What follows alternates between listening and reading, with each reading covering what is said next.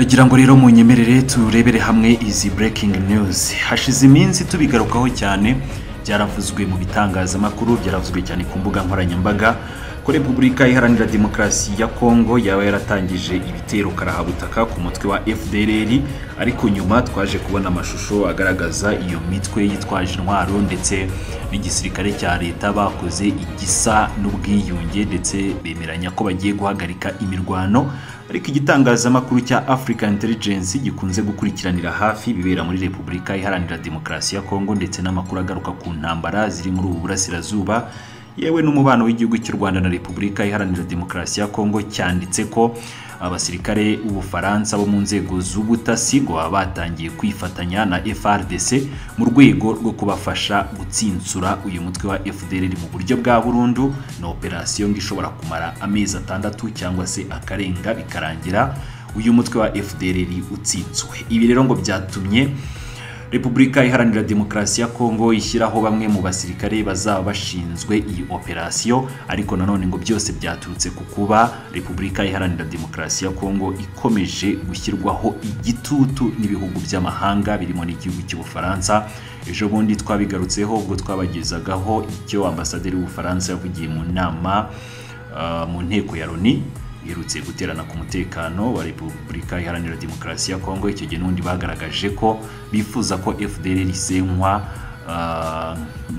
nk'umuzi cyangwa se nk'impamvu nyamukuru ituma ibibazo bikomeje kugaragara mu burasirazuba bwa Repubulika Iharanira Demokarasi ya Kongo. Ikindi kandi ngo Repubulika Iharanira Demokarasi ya Kongo igiye gukora ibi byose ngo mu rwego rwo kuvanaho ingingimira u Rwanda rumaze igihe rufite. Reka tubirebere hamwe rero 5 kuri 5 muri iyi nkuru yacu. Nongeye kuguha ikaze nakwibutsa ko wareba hasi handitse subscribe, tukajya dukomeza kubana no mu yandi makuru atandukanye. Ni igisirikare cya Repubulika Iharanira Demokarasi ya Kongo kizwe nka FARDC biravugwa ko cyamaze gutegura operation y'amezi 6 igamije guca umutwe FDLR isanzwe ifasha iki gisirikare mu ntambara bahanganye mu n'umutwe wa M23. Ibi byose rero bikaba byatewe n'igitutu cy'amahanga. Ni muri iyi operation nk'uko Africa Intelligence bivuga ngo FARDC irashaka kwivugana abayobozi bakuru ba FDLR ndetse ikanayiniga mu buryo bw'ubukungu. Hashize igihe hari amakuru avuga ko kuwa 24 Nzeri uyu mwaka aribwo ingabo za Repubulika Iharanira Demokarasi ya Kongo zatangije ibitero byo guhiga uriya mutwe urwanya ubutegetsi bw'igihugu cy'u Rwanda.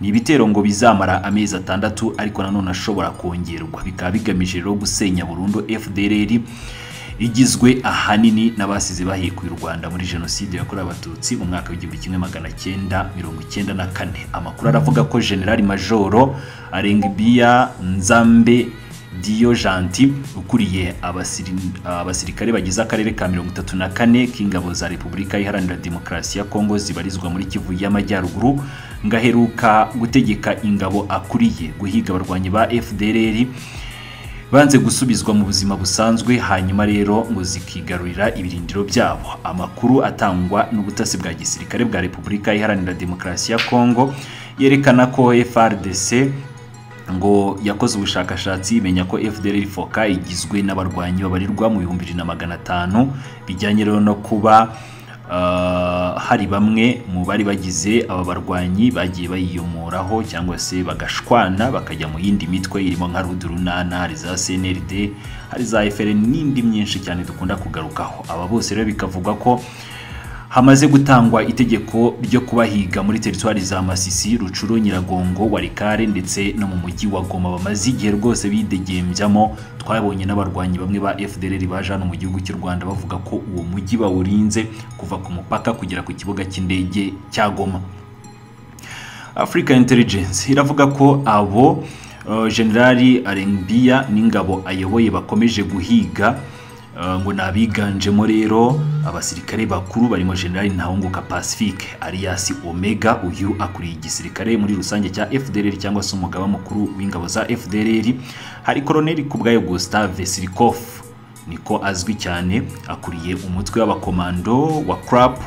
Aba n'abasirikare kabuhariwe b'igisirikare cya FDLR.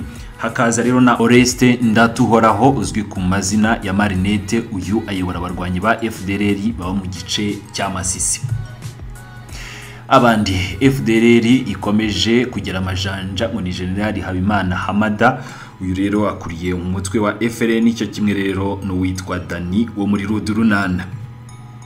Amakuru aravuga ko igisirikare cya Kongo iyi operation ngo kiri kuyifashwamo n'ubutasi bw'Ubufaransa. Ni muri operation ngo FARDC igomba kwibanda cyane kuri pariki y'igihugu ya Virunga, igice FDLR imaze imyaka myinshi cyane yarahinduye indiri yayo, dore ko inakuramo akayabo binyuze mu bikorwa byo gutwika amakara.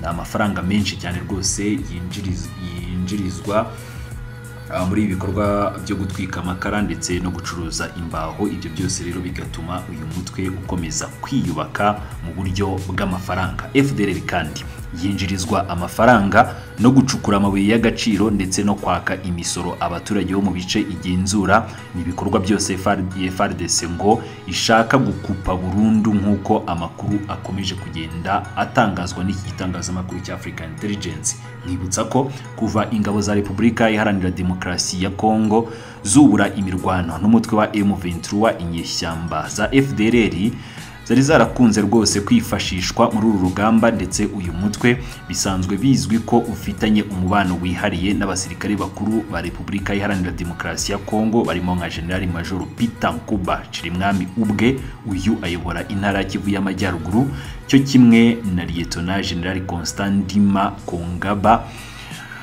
wamubanjirije. U Rwanda rero rwakunze kugaragaza imikoranire y'aba basirikare ba FDLR nk'ikibazo ku mutekano warwo, ndetse rero runagaragaza ko ariyo nyirabayazana y'ikibazo cy'umutekano muke umaze imyaka ibarirwa muri 30 mu burasirazuba bwa Repubulika Iharanira Demokarasi ya Kongo. Ni byatumye rero u Rwanda narwo rufata ingamba z'ubwirinzi. Ni nyuma y'uko rwari rumaze kumenya ko iki gihugu cya Repubulika Iharanira Demokarasi ya Kongo ko cyatangiye guha ubufasha bwose uyu mutwe wa FDLR. U Rwanda rwahise rukaza uburyo bw'ubwirinzi, aho rero rwarunze abasirikare benshi ku mupaka ndetse n'ibindi bikoresho karabutaka, bituma rero nta numwe wabona hahera arwinjiramo ngaze kuruhungabanyiriza umutekano. Amakuru akavuga ko Kinshasa nyuma y'igihe yotswa igitutu ngo yavuye ku izima, yemera noneho gucutsa iyi FDLR mu rwego rwo kuvanaho ingingimira u Rwanda rumaze igihe kirekire rufite. Ngayo nguko rero, ese koko ubu butasi bw'Ubufaransa buraza gufasha FARDC kuba yasenya burundu umutwe bakorana, ndetse benshi mu bagize uyu mutwe wa FDLR bakaba bari no muri icyo gisirikare, aho benshi ku mbuga nkoranyambaga bavuga ko ibi bitazigera bishoboka kubera ko ntabwo watinyuka kwirwanya ngo ni nko kwirasaho, nk'uko benshi bakomeje kugenda babyandika ku mbuga nkoranyambaga. Nuko rero byifashe, tuzakomeza gukurikiranira hafi ibijyanye n'iyi operation, niba ari iyabaringa cyangwa se koko Repubulika Iharanira Demokarasi ya Kongo yaba yemeye kuva ku izima. Ni amakuru tuzakomeza kugenda tubagerezaho kugiye nk'ibisanzwe.